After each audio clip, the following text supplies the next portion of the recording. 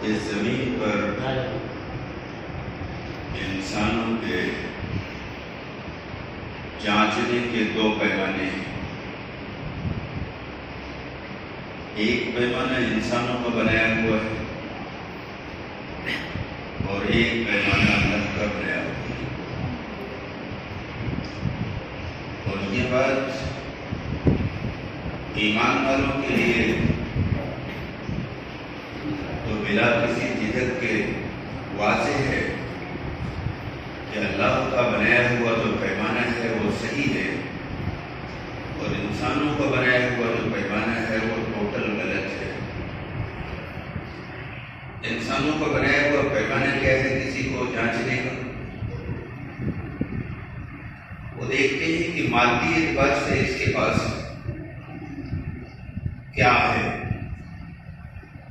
اس بنیاد پر اس کی قیمت لگائی جاتی ہے۔ ایک صاحب نے کل ایک بڑا عجیب واقعہ بتایا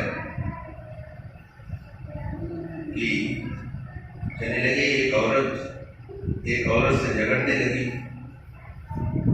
تو اس عورت نے جھگڑنے میں یہ کہا کہ تیری اوقات کیا ہے؟ تو 750 فٹ کی مکان میں رہتی۔ میں نے ان سے پوچھا کہ وہ کتنے رہتی؟ ان کا 1200۔ تو انسانوں کے جانچنے کا جو پیمانہ بنایا وہ اسکوائر فٹ میں ہے، کچھ کاغذ کے ٹکڑوں میں ہے، کچھ چیزوں کے اعتبار سے ہے۔ منی صاحب نے ایک واقعہ اور بتایا کہ ان کے یہاں دعوت نامہ آیا تو نیچے اوپر 2 لوگ رہتے ہیں، ایک کرایہ دار ایک مکان مالک۔ تو مکان مالک کو انہوں نے پورے گھر کے لوگوں کو دعوت دیا، کرایہ دار کو کہا کہ ایک ہی آدمی آئے گا۔ جب ان سے پوچھا کہ ایسا کیوں ہے، انہوں نے کہا وہ کرایہ دار ہے۔ یہ ہے انسانوں کا پیمانہ۔ اللہ کی نظر میں جو لوگوں میں تفریق پیدا کرے، لوگوں میں مادی چیزوں کی بنیاد پر اونچ و نیچ کی کھائی ڈالے، جو مادی چیزوں کی بنیاد پر ایک انسان کو کمتر جانے اور ایک انسان کو افضل جانے، یہ زمین پر اللہ کے نزدیک مقبوض ہے۔ ایسا انسان اللہ کی نظر میں جانوروں سے بدتر انسان ہے۔ جانور ایک دوسرے جانور کو، اپنی نوع کے دوسرے جانور کو اپنے سے کمتر یا حقیر نہیں جانتا، لیکن یہ مادی چیزوں کی بنیاد پر اپنی نوع کے ایک انسان کو اپنے سے کمتر، اپنے سے حقیر اس کو سمجھتا ہے، اس کے ساتھ تفریق کا معاملہ کرتا ہے، اونچ اور نیچ کا معاملہ کرتا ہے۔ تو یہ چاہے وہ ایمان والوں کے گھر میں رہتا ہو یا غیر ایمان والوں کے گھر میں رہتا ہے، ایسا آدمی اللہ کی نظر میں بے حیثیت ہے، اس کی کوئی قیمت نہیں ہے۔ یہ بہت گندا نظریہ ہے، بہت گندا یہ پیمانہ ہے انسانوں کے سمجھنے کا، پرکھنے کا۔ اس کا اندازہ آج آپ کو قرآن پاک کی ایک سورت سے آپ کو ہو جائے گا۔ اللہ کے رسول صلی اللہ علیہ وسلم مکی کے جو مادی اعتبار سے بڑے لوگ تھے، ان سے گفتگو کر رہے تھے۔ اس میں عتبہ بھی تھے، شیبہ بھی تھے، ابو سفیان تھے، یہ مکی کے سردار تھے، اور دیگر بہت سے بڑے بڑے لوگوں سے آپ صلی اللہ علیہ وسلم بات کر رہے تھے۔ اور اس امید میں آپ ان سے بات کر رہے تھے دین کی کہ یہ بڑے لوگ ہیں مادی اعتبار سے، اگر ان کی سمجھ میں دین آ جائے گا تو بڑی آسانیاں پیدا ہو جائیں گی اور کام بڑا تیزی کے ساتھ پھیل جائے گا۔ تو گفتگو میں آپ بالکل ایک سو ہو کر کے کھوئے ہوئے تھے۔ اسی درمیان میں ایک نابینا، اور نابینا بھی تھے اور غلام بھی تھے، ان کا نام ام مکتوم ہے، یہ آ گئے۔ اب چونکہ ان کو دکھائی تو دیتا نہیں تھا، انہوں نے آتے ہی رسول اکرم صلی اللہ علیہ وسلم سے سوال کر دیا، اللہ کے رسول ہمیں بتائیے اللہ کی طرف سے جو ہدایات ہیں آپ کے پاس، یہ بے موقع ان کا سوال تھا، کیونکہ آپ بات میں مصروف تھے اور وہ بھی قوم کے سردار تھے جن سے آپ بات کر رہے تھے. تو آپ صلی اللہ علیہ وسلم کی بات بہت ناگوار لگی اور آپ کی پیشانی پر بال آ گیا. فطری بات ہے، جب آدمی کو کوئی ناگوار چیز ہوتی ہے تو پیشانی پہ بال آ جاتا ہے اور آپ نے منہ پھیر دیا. اندازہ لگائیے باپ، اللہ کو یہ بات اتنی ناپسند آئی کہ آپ نے فرمایا ابصر وتولى ان جاءه الاعمى. ابصر وتولى، تیوری چڑھائی، وتولى اور منہ پھیر دیا. ان جاءه الاعمى، اس بات پر کہ تمہارے پاس ایک اندھا ہے. ابصر وتولى ان جاءه الاعمى وما يدريك لعله يزكى او يذكر فتنفعه الذكرى اما من استغنى فانت له تشدى وما عليك الا يزكى واما من جاءك يسعى وهو يخشى فانت عنه تلهى كلا انها تذكرة. یہ 11 آیتیں. اللہ نے فرمایا تمہیں کیا پتا، شاید وہ نصیحت قبول کرتا ہو اور یہ نصیحت اس کے لیے فائدے مند ہوگی. اور وہ لوگ جو بے پرواہی برت رہے ہیں ان کی طرف آپ متوجہ ہیں. حالانکہ اگر وہ نہ سدھرے تو آپ کی کوئی ذمہ داری نہیں. اس کے بعد اللہ نے بہت عجیب بات کہی.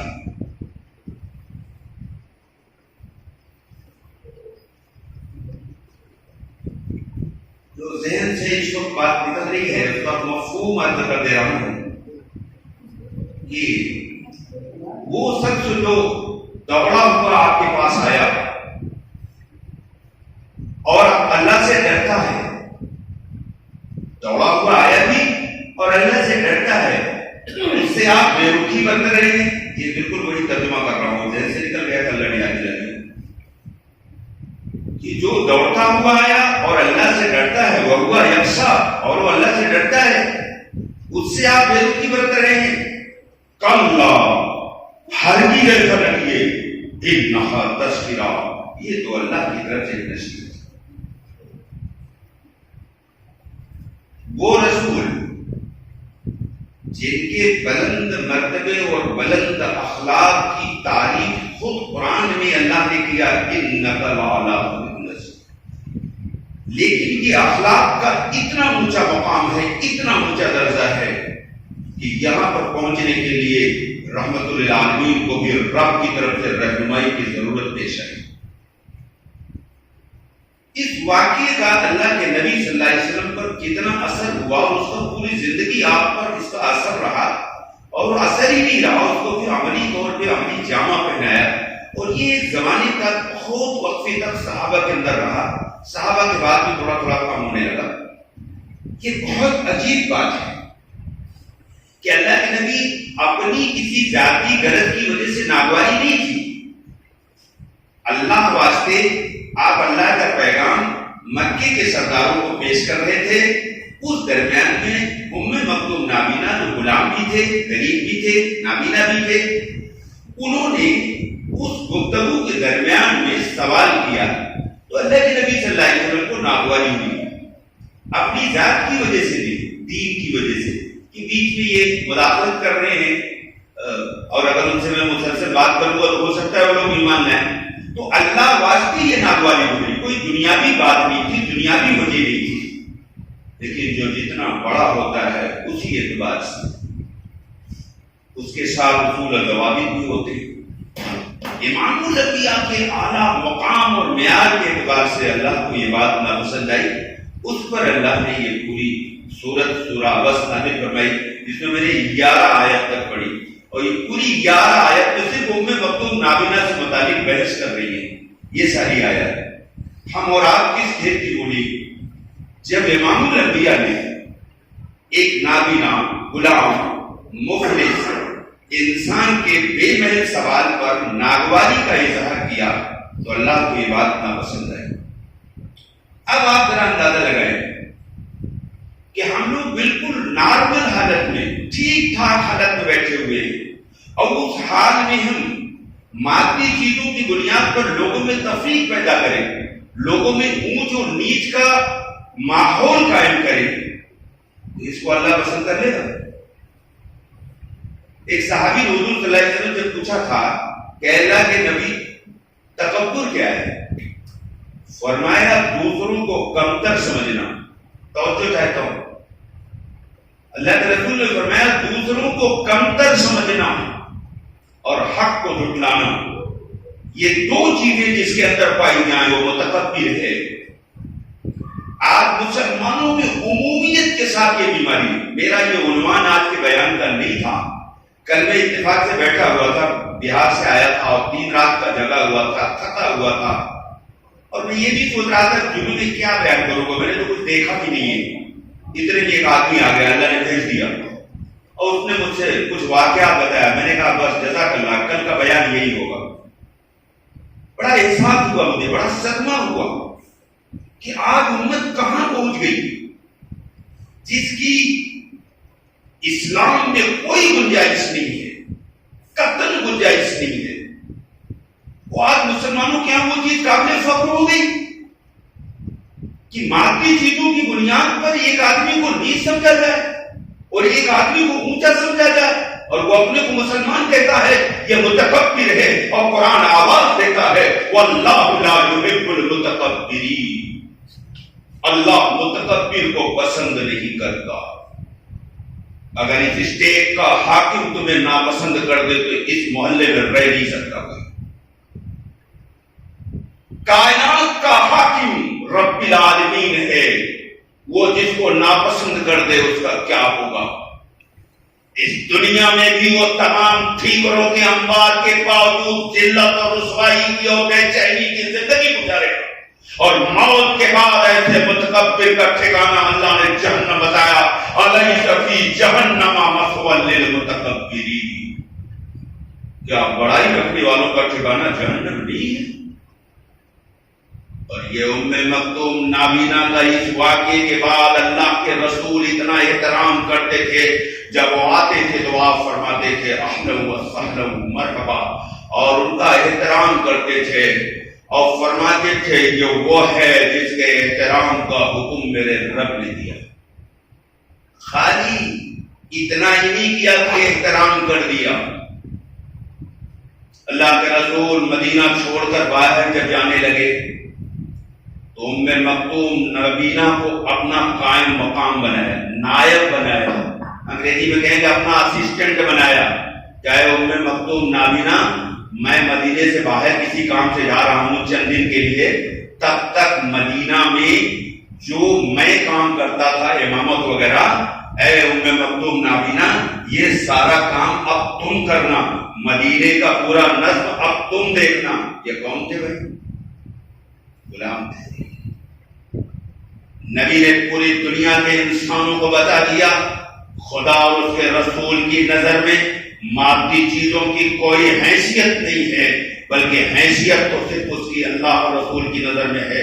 اِنَّ أَكْرَمَكُمْ عِندَ اللَّهِ أَتْقَاكُمْ، جو اللہ کی اطاعت اور فرما برداری میں، اس کی خشیت میں جو آگے نکل جائے وہ اللہ کے نزدیک سب سے اعلیٰ اور سب سے عرفہ ہے، اور جو اللہ کی اطاعت میں نیچے چلا جائے وہ سب سے ارذل ہے، سب سے گھٹیا ہے۔ اور اس کی تمام عملی مثالیں صحابہ کے یہاں پائی جاتی ہیں۔ ایک مرتبہ اللہ کے رسول صلی اللہ علیہ وسلم کسی مخصوص باہر ملک کے آئے ہوئے سفیر سے بات کر رہے تھے۔ سفیر کو یہاں کی زبان میں فارن منسٹر کہتے ہیں، ہندی میں ودیش منتری کہتے ہیں۔ اللہ کے رسول صلی اللہ علیہ وسلم فارن منسٹر سے بات کر رہے تھے اور بالکل ایکسو تھے گفتگو میں، فارن کا آدمی تھا اور ملک کا حاکم بھیجے ہوئے تھا۔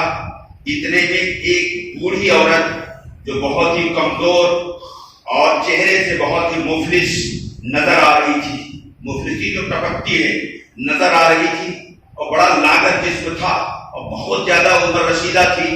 اس نے کہا اے محمد، اس کے اس اسٹائل سے لگتا ہے کہ وہ مسلمان بھی نہیں تھی غالباً، انداز اس کا بتا رہا ہے، کیونکہ مسلم تو اس انداز میں نہیں پکارتا نا رسول کو. اس نے کہا اے محمد،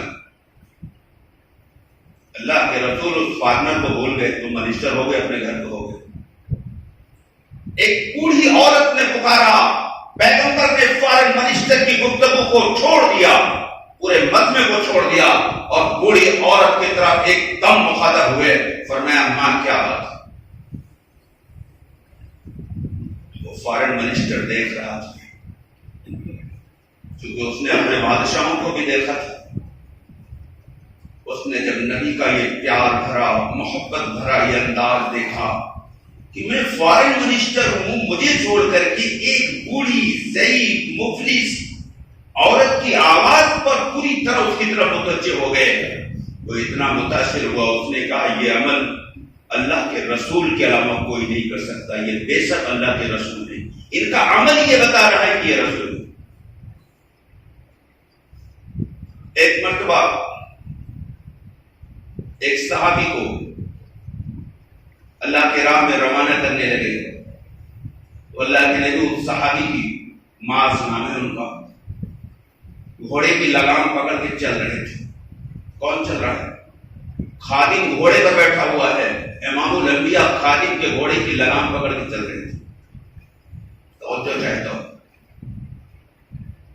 معاذ نے کہا یا رسول اللہ، میرے ماں باپ آپ پہ قربان، میں گھوڑے پر اور آپ نیچے. کودنا چاہا، حضور نے فرمایا بیٹھے رہو معاذ، یہ میرا حکم ہے،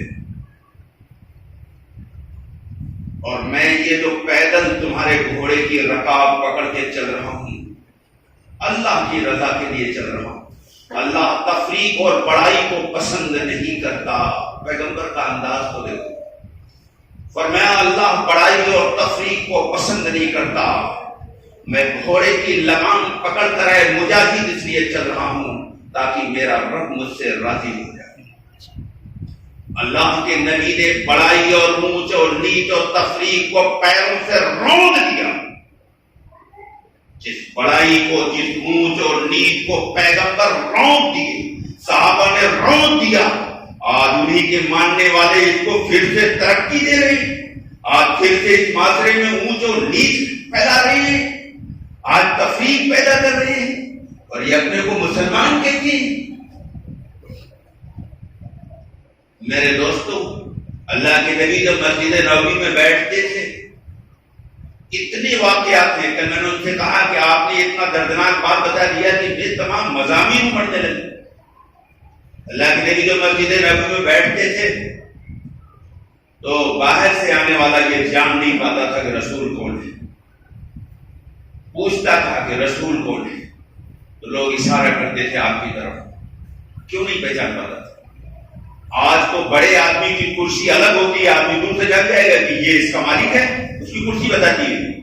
دوسروں کی کرسی تھوڑی ہلکی ہوگی، آدمی جان جائے گا کہ یہ مالک نہیں ہے. کرسی بتاتی ہے، امتیاز ہے کرسیوں میں. پیغمبر امتیاز کو بٹھانے آئے تھے. پیغمبر بالکل سمپل زمین پر بیٹھتے تھے، کوئی دوسری چیز برداشت نہیں کرتے تھے. آپ تو جو ذرا سے زیادہ مالدار ہیں، میں نے کچھ مسجدوں میں دیکھا، یہاں تو نہیں ایسا. تو ذرا سا چند پیسہ زیادہ ہو گیا تھا، کاغذ کے کچھ ٹکڑے زیادہ ہو گئے تھے، تو ہضم نہیں ہو رہا تھا، تو ان کے لیے الگ سے گدے بچھائے جاتے تھے مسجد میں، تب وہ نماز پڑھتے تھے. کتنی بےہودہ حرکت ہے کہ سارے انسانوں میں آپ تفریق پیدا کرنا چاہتے ہیں. اگر کوئی بیماری کی وجہ سے یہ کرے تو گنجائش ہے. آپ محض نمائش کے لیے، اپنی عقل اور بڑائی کے لیے، اپنی شیخی بگاڑنے کے لیے ساری نمازیوں سے الگ آپ اپنا ایک الگ چبوترا بنانا چاہتے ہیں، اور پھر یہ دیندار بھی ہے. اسلام میں اس کی کوئی گنجائش نہیں ہے. اور پھر یہ بڑائی اور انسانوں کو مادی اعتبار سے جانچنے کا جو پیمانہ تھا، یہ تو عرب میں کوٹ کوٹ کے بھرا تھا. اس کی تفصیل میں جاؤں بہت وقت لگے گا. کوٹ کوٹ کے بھرا تھا. ایسے معاشرے میں پیغمبر نے عمل کر کے دکھایا، کوئی حیثیت نہیں کسی کی. خدا اور اس کے رسول کے نزدیک حیثیت والا وہ ہے جو اللہ سے ڈرنے والا ہے. ایک بار ابو سفیان مکے کے سردار تھے، مکہ فتح ہوا تب ایمان لائے، یہ حضرت عمر سے ملنے گئے، اس وقت حضرت عمر امیر المومنین تھے، تو ان کو کہہ دیا گیا کہ بیٹھیے انتظار کریے، ابھی کچھ دیر میں ان کو جو موقع ملے گا تو آئیں گے آپ سے ملنے کے لیے۔ تو ابو سفیان کے ساتھ اور بھی مکے کے بڑے بڑے سردار تھے۔ توجہ چاہتا ہوں، دین کسے کہتے ہیں آج سمجھ میں آ جائے گا انشاءاللہ۔ تو ابو سفیان کے ساتھ اور بڑے بڑے سردار تھے، مجھے ان کا نام اس وقت ذہن میں نہیں ہے، لیکن وہ مکے کے بڑے بڑے سردار تھے۔ ان سب کو کہہ دیا گیا بیٹھیے، اتنے میں بلال آ گئے۔ یہ کون تھے بھائی؟ یہ سردار تھے؟ یہ سردار نہیں تھے، یہ تو قریشی بھی نہیں تھے، یہ دنیا کے سب سے چھوٹے قبیلے سے تعلق رکھتے تھے۔ اس قبیلے کا نام غلام ہے، غلام عربی لفظ ہے، ہندی میں اس کو شیوک کہتے ہیں۔ شیوک یہاں کے ہرجنوں سے بھی چھوٹی برادری ہوتی ہے۔ ہرجن تو کہنے نہیں چاہیے، قانون جو میں میرے کو نکل گئے، یعنی دلت سے بھی چھوٹے لوگ۔ یہ بلال تھے آگے۔ جیسے ہی حضرت عمر کو یہ معلوم ہوا کہ بلال آگے، ننگے پاؤں دوڑتے ہوئے آئے باہر اور کہا لبیک میرے سردار، لبیک میرے سردار، لبیک میرے سردار۔ تو ابو سفیان کا تیور بدل گیا، غصے سے ابو سفیان بھر گئے اور کہا میں کیا دیکھ رہا ہوں، اس دن کو دیکھنے سے پہلے میں پیدا نہ ہوتا۔ فاروق اعظم نے جواب دیا سنو، یہ مقام رسول عربی نے دیا ہے، یہ وہ بلال ہے اس وقت رسول پر ایمان لائے جب ساری دنیا رسول کی مخالفت اور بغاوت پر کمر کسے ہوئے تھی، ساری دنیا پیغمبر کو جھٹلا رہی تھی۔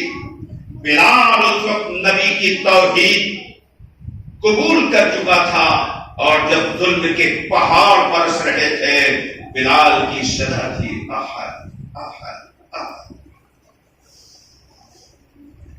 یہ مقام تو ان کو سبقت کرنے کے نتیجے میں ملا ہے، اللہ کے ہاں مادی چیزوں کی کوئی حیثیت نہیں ہے۔ بخاری کی ایک روایت ہے، اللہ کے رسول نے فرمایا اے بلال، میں نے جنت میں تمہارے قدموں کی آہٹ اپنے سے آگے آگے سنا، میں راستہ ہو گیا۔ اے بلال، تمہارا وہ کون سا عمل ہے جس کی وجہ سے تم جنت میں میرے آگے آگے چل رہے تھے؟ اللہ کے رسول سے انہوں نے عرض کیا اللہ کے رسول جو سب کرتے ہوئے میں میرا ایک عمل یہ ہے کہ جب وضو میرا ٹوٹ جاتا ہے فوراً وضو کرتا ہوں، پھر جو ہو سکتا ہے وہ بھی نفل پڑھتا ہوں۔ آئیے بلال کا مقابلہ کوئی کرے مادہ پرست، کوئی شیعت، کوئی قریشی، آگے بلال کے مقابلے میں۔ ایک ضعیف روایت ہے بلال کے فضائل میں، وہ بھی عرض کر دوں، میں ضعیف روایتیں بیان نہیں کرتا لیکن فضائل میں چل جائے گی۔ اللہ کے رسول نے فرمایا تمام نبیوں پر جنت حرام جب تک میں نہ داخل ہو جاؤں، اور جس اونٹنی پر سوار ہو کر میں جنت میں جاؤں گا اس کی نکیل پکڑ کر میرا بلال مجھ سے پہلے جنت میں داخل ہو۔ نکیل پکڑنے والا تو پہلے جائے گا نا۔ آگے کوئی شیخ، آگے کوئی شریعت مقابلہ کرے میرے بلال کا، خدا کے یہاں ان کاغذ کے ٹھیکروں کی، ان کنکر پتھر کے مکانوں کی، ان مادی چیزوں کی کوئی حیثیت نہیں ہے۔ حیثیت صرف تقویٰ، تقوی کی بنیاد پر اس زمین پر بھی اس کو خدا عزت عطا کرتا ہے، اور تقوی کی بنیاد پر خدا موت کے بعد ابدی جنت عطا کرتا ہے۔ یہی وجہ ہے کہ فاروق اعظم جیسی شخصیت نے اپنے انتقال سے پہلے کہا تھا کہ اگر حذیفہ کے غلام سالم زندہ ہوتے تو میں نامنٹ کر دیتا کہ میرے دنیا سے جانے کے بعد خلیفہ سالم کو بنایا جائے۔ سالم غلام تھے، اسلام سے پہلے دنیا میں کوئی اس کا تصور نہیں کر سکتا کہ غلام کو حاکم بنا دیا جائے، ملک کا اقتدار اس کے ہاتھ میں دے دیا جائے۔ یہ اسلام ہے، یہ رسول عربی کا لایا ہوا اسوہ ہے جس نے دنیا کو عملاً یہ پیغام دیا کہ خدا کے ہاں اونچ نیچ کوئی چیز نہیں ہے، سارے انسان ایک برابر ہیں، سب آدم کی اولاد ہیں۔ ان کی خوبی ہے تقویٰ، تقوی کی بنیاد پر آدمی اونچا مقام حاصل کر لیتا ہے۔ تو چاہے وہ غلام ہو یا کوئی اور ہو، اگر وہ تقوی میں آگے بڑھ گیا تو اس کو اونچا مقام دیا جائے. باقی دنیا تو اور چیزوں کی کوئی حیثیت نہیں ہے. یہ کون ہے؟ فاروق اعظم ہے، عمار رضی اللہ تعالیٰ عنہ. ان کے والد بھی غلام، ان کی والدہ بھی غلام، لیکن اسلام نے ان کو عزت دیا کہ یہ عمار رضی اللہ تعالیٰ عنہ ہیں جن کو حضرت عمر نے عراق کا گورنر بنایا. اس سے پہلے دنیا تصور نہیں کر سکتی تھی. اور جب مکہ فتح ہوا تو اللہ کے رسول صلی اللہ علیہ وسلم کے اونٹنی پر جو شخص سوار تھا وہ کوئی قریشی نہیں تھا، کوئی ہاشمی نہیں تھا، کوئی اہل بیت میں سے نہیں تھا. وہ ایک غلام زادہ تھا، 18 سال کا جوان تھا جس کا نام اسامہ تھا. یہ بیٹھے ہوئے تھے اللہ کے نبی کی اونٹنی پر. اس وقت خاموش پیغمبر کی سمجھ نے پوری دنیا کے انسانوں کو یہ پیغام دیا کہ آج مکہ کے فتح کا دن ہے، آج خوشی کا دن ہے. جس مکے کے اندر آج پیغمبر فاتحانہ شان کے ساتھ داخل ہو رہے ہیں، اس دن آپ نے اپنے ساتھ ایک غلام زادہ کو رکھا ہے. دنیا کو بتا دیا کہ ہمارے نزدیک کوئی تفریق نہیں ہے، سارے انسان برابر ہیں. انسانوں کا مقام جو جانچا جائے گا وہ تقوی کی بنیاد پر. اور یہ اسامہ وہ ہستی ہے کہ جب یہ 18 سال کے تھے اس وقت پیغمبر نے ان کو ایک فوج کا جنرل بنایا، چیف جنرل بنایا. توجہ چاہتا ہوں. اور اس فوج میں کون کون تھے جانتے ہو؟ 2 کا نام لے لے رہا ہوں، اس کے بعد نام لینے کی ضرورت نہیں بچے گی. ابو بکر بھی اس فوج میں تھے، حضرت عمر بھی اس فوج میں تھے. لیکن جنرل کون ہے؟ اس فوج کا جنرل کون ہے؟ 18 سال کا جوان اسامہ. غلام اتنے غلام ہیں، ان کے والد زید بھی غلام تھے اور یہ زید کے لڑکے ہیں. اللہ کے رسول نے ایک غلام زادے کو چیف جنرل بنا کر دنیا کو یہ پیغام دیا کہ اسلام میں کوئی اونچ نیچ نہیں ہے. اس کو اس کی قابلیت اور اس کے موقع اور مصلحت کے اعتبار سے کوئی بھی آدمی کسی مقام کو قبول کر سکتا ہے، اس میں کوئی آبجیکشن نہیں لینا چاہتا. تاریخ بھری پڑی ہے. اسلام اونچ نیچ کو، تفریق کو، تکبر کو مٹانے آیا تھا اور پیغمبر نے اس کو عملاً پیروں سے رونت دیا، صحابہ نے اس کو پیروں سے رونت دیا. لیکن آج مسلمان اسلام کے نام سے پھر سے اس کو فروغ دے رہے ہیں، پھر سے اسے ترقی دے رہے ہیں اور سمجھتے ہیں کہ مسلمان ہیں. ایسی ایسی باتیں سننے کو ملتی ہیں، ایسی ایسی چیزیں سامنے آتی ہیں کہ عقل حیران ہو جاتی ہے. یہ مسلم معاشرہ ہے، یہ مسلمان ہیں، اپنے کو مسلمان کہتے ہیں، اور ان کے یہاں اس قدر تفریق ہے، اس قدر اونچ نیچ ہے، اس قدر عقل ہے کہ ڈوبے ہوئے ہیں تکبر میں، ذرا سا جھکنے کے لیے تیار نہیں. جو آدمی حق کے سامنے نہ جھکے، طاقت کے سامنے جھک جائے، جہنمی ہونے کے لیے کافی. یہ اتنی سی بات اس کے جہنم میں داخلے کے لیے کافی ہے کہ جو آدمی طاقت کے سامنے تو جھک جائے اور حق کے سامنے نہ جھکے. یہ جنمی ہے، چہرہ بننا. لوگ بڑوں کا استقبال کر کے اپنی شرافت کا مظاہرہ کر رہے ہیں، حالانکہ اللہ تمہاری شرافت کا وہاں منتظر ہے جس کو لوگ چھوٹا سمجھ کر نظر انداز کر دیتے ہیں. ایک روایت میں آتا ہے غریب دیندار جو ہے مالدار دینداروں سے 500 سال پہلے جنت میں جائیں گے. غربا کے فضائل میں پیغمبر نے بہت کچھ بیان فرمایا ہے. اللہ فرمائے گا اے میرے بندے، میں نے تجھ کو دنیا کم دیا تھا، اس لیے نہیں کہ تو میرے نزدیک کمتر تھا، بلکہ اس کے بدلے میں آج ہم نے تیرے لیے بڑے بڑے اعزازات اور مقامات طے کر رکھا ہے. وہ اس کو دیکھ کر کہے گا کاش دنیا میرے پاس کچھ بھی نہ ہو. یہ جہالت کی بات ہے. دنیا کی مادی چیزوں کی بنیاد پر آپ کسی کے معیار کو جانچتے ہیں، یہ باطل معیار ہے. قرآن کا وہ معیار ہے اور تقوی کی بنیاد پر انسانوں کو جانچا جائے. فرعون ملک مصر کا حکمراں تھا اور بڑا ہی صحت مند تھا، سینکڑوں سال حکومت کیا، کسی چیز کی کمی نہیں تھی. یہ چیزیں کیوں بتائی اللہ نے قرآن میں؟ یہ عبرت کے لیے. آج کوئی اپنے بیٹے کا نام فرعون نہیں رکھتا، کسی کے بیٹے کا نام فرعون دیکھا ہے؟ میں سنا تھا آپ نے؟ اس کے بعد تو ساری مادی چیزیں تھی. اگر مادی چیزوں سے عزت کا معیار آپ بناتے ہو تو فرعون کو آپ باعزت کیوں نہیں کہتے؟ اور اپنے بیٹوں کا نام فرعون آج سے رکھنا شروع کر دو. نمرود پوری دنیا کی بادشاہ تھی. ماشاءاللہ اس میں 50-60 سال کی عمر کے لوگ بیٹھے. کسی بچے کا نام نمرود سنا آپ لوگوں نے؟ اگر نہیں سنا ہو تو ہمیں بتا دیجیے گا, میں اپنی بات واپس لے لوں گا. یہ پوری دنیا کی حکومت اس کے ہاتھ میں تھی. یہ اتنا ذلیل ہوا کہ اس سے نام سے بھی لوگوں کو نفرت ہو گئی. کوئی اپنی اولاد کا نام نہیں رکھتا. یہ اتنا ذلیل آدمی. اس سے کیا ثابت ہو رہا ہے؟ خدا کے نزدیک اور اس کے رسول کے نزدیک اور اس کے دین کے نزدیک باعزت انسان ہوا ہے, قابل احترام انسان ہوا ہے جو اللہ سے ڈر رکھتا ہے, جو اللہ کی اطاعت کرتا ہے, اس کی فرما برداری کے لیے ہر وقت تیار رہتا ہے. دنیا کی چیزوں کو اس کا معیار بنایا, تو گھڑی خراب کر دیا تو مجھے ادھر دیکھنا پڑ رہا ہے, اس کو ٹھیک کروائیے. خلاصہ کلام یہ ہے کہ دنیا اس سے بچے یا نہ بچے.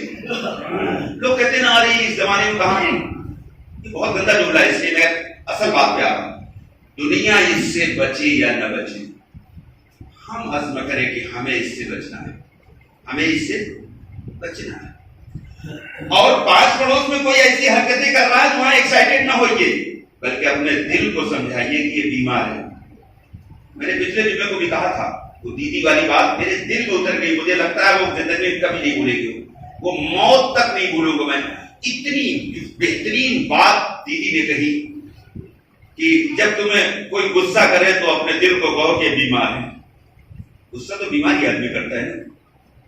یہ بات مجھے اتنی پسند آئی, میں نے پوری ان کی تقریر سنی ہے, اس کا ایک جملہ ہی آپ کو پچھلے جمعے کو بتایا تھا. تو یہ جتنے لوگ اونچ نیچ کا معاملہ کرتے ہیں, تفکر کرتے ہیں, آکڑ جتاتے ہیں, بڑائی بکھارتے ہیں, تو آپ یہ سمجھ لینا کہ یہ بہت بڑا بیمار ہے. جیسے کینسر کا مریض بڑا مریض ہوتا ہے نا, بہت خطرناک مریض ہوتا ہے, بڑی مشکل سے اس کا علاج ہو پاتا ہے, ورنہ ہو ہی نہیں پاتا. تو جب آپ کے ساتھ کوئی آدمی اس طرح کا معاملہ کرے تو ایکسائٹیڈ نہیں ہوئیے, آپ اپنے دل کہیے کہ بیمار ہے, وہ بڑا مریض ہے بہت زیادہ. اور پھر 2 رکعت نماز پڑھ کر اس سے رو کر دعا مانگی اللہ سے کہ اللہ یہ بہت بڑا مریض ہے, تو بہت بڑا بیمار ہے, کینسر سے زیادہ بڑی بیماری اس کو رب دے دیا. ارے کینسر میں مر جائے گا, اس سے زیادہ کچھ نہیں ہوگا. لیکن اگر اس تکبر کے ساتھ, اس عقل کے ساتھ, اس اونچ نیچ کے ساتھ, اس تفریق کے ساتھ اگر یہ مر گیا تو جہنم کی آگ میں موت موت چلائے گا, موت نہیں آئے گی. اس وقت سوچے گا کاش میں جانوروں کی طرح مٹی بنا دیا جائے, یا لیتنی کنت ترابا, کاش میں بھی مٹی بنا دیا جاتا. جانور جہنم میں نہیں جائے گا نا, جانور تو یہ جانور سے بدتر ہے جو یہاں لوگوں میں اونچ نیچ کرتا ہے, تفریق کرتا ہے, اپنے کو بڑا سمجھتا ہے, دوسروں کو چھوٹا سمجھتا ہے, اور یہ انتظار کرتا ہے. متکبر کی ایک سب سے بڑی پہچان آ جاتا ہے, متکبر کی سب سے بڑی پہچان. اور یاد رکھیں متکبر جنت میں نہیں جائے گا, طے ہے, قرآن نے بھی کہا, حدیث میں بھی. متکبر کی سب سے بڑی پہچان یہ ہے کہ وہ انتظار کرے کہ آدمیوں کو سلام کر لے. ارے یہ آج ہم سے عمر میں چھوٹا ہے, ہم کو سلام نہیں کرتا. تمہاری اوقات کیا ہے, آج تم کو کیوں سلام کرے؟ رسول سے بڑے ہو تم. اللہ کے رسول چھوٹے چھوٹے بچوں کو سلام کیا کرتے تھے. شہنشاہ کائنات ہیں, امام الانبیاء ہیں, تاجدار مدینہ ہیں, رحمت للعالمین ہیں. اتنی عظیم ہستی اور چھوٹے چھوٹے بچوں کو سلام کیا کرتے تھے. چھوٹے چھوٹے بچوں کو اللہ کے نبی کہتے تھے السلام علیکم. صحابہ کہتے ہیں حضور کبھی ہمیں سلام کرنے کا موقع نہیں دیتے تھے, ہم سلام کرنا چاہتے تھے, اس سے پہلے اللہ کے رسول سلام کر دیا کرتے تھے. اور یہ بھی بے دینوں کی پہچان ہے. حدیث میں آتا, اس کا مفہوم عرض کرنے جا رہا ہوں, پوری حدیث بھی نہیں یاد ہے. اس کا مفہوم یہ ہے کہ لوگ پہچان کر کے سلام کریں. چین پہچان ہے تو السلام علیکم, وعلیکم السلام, ماشاء اللہ, سبحان اللہ, گلے بھی مل لیا. اور اگر پہچان نہیں ہے تو مسلمان چلا گیا, اس کو سلام نے کیا. اللہ کے رسول نے فرمایا اس ظالم پر فرشتے لعنت بھیجتے ہیں. پہچان کے سلام کرے گا. یہ چاپلوسی ہے, یہ مکاری ہے. چاپلوسی اور مکاری میں بہت ذرا سا فرق ہے. یہ چاپلوسی مکاری میں اور اخلاق میں بہت ذرا سا فرق ہے. میں نے غلط بات کہی ہے. چاپلوسی مکاری ایک چیز ہے اور اخلاق ایک غلط چیز ہے. دونوں بہت ذرا سا فرق ہے. میں ایک مثال دے دوں, اس کے بعد وقت بھی پورا ہو جائے گا. ایک آدمی دو بھائی ہے. ایک بھائی ارب پتی ہے, وہ چلتا ہے BMW سے. وہ آیا ہمارے گھر, اس نے دھیرے سے کہا سلام. وعلیکم السلام, ہماری آج یہ تشریف لائیے. بڑی گرم جوشی دکھایا اور اس کے لیے تمام ناشتے واشتے سب اکٹھا کر دیا. اس کے جانے کے تھوڑی دیر بعد اسی کا سگا بھائی آیا جس کے پاؤں میں چپل نہیں تھی, شرٹ بھی بیچارے کی پھٹی ہوئی تھی غربت کی وجہ سے. آج ایسے بہت مالدار ہیں. ایک صاحب بھی بتا رہے تھے کہ ایک صاحب ہیں جو کئی کروڑ زکات نکالتے ہیں, لیکن ان کا سگا بھائی غربت کی وجہ سے خودکشی کر لیا, اس کو زکات نہیں دیا. یہ دین ہے؟ یہ کون سا دین ہے؟ الاقرب, سب سے پہلے اپنے بھائی اور بہن کو زکات دی جائے گی. سیکی بگانے کے لیے دنیا میں زکات بانٹتا پھرتا ہے اور اپنے اہل وعیال کو زکات نہیں دیتا, سگے بھانجے کو زکات نہیں دیتا تاکہ میرا بیگ اٹھاتا رہے, پوری زندگی میری جو حضوری کرتا رہے. تو بات یہاں سے چھوڑا تھا کہ وہ غریب آیا, اسی کروڑ پتی کا سگا بھائی ہے.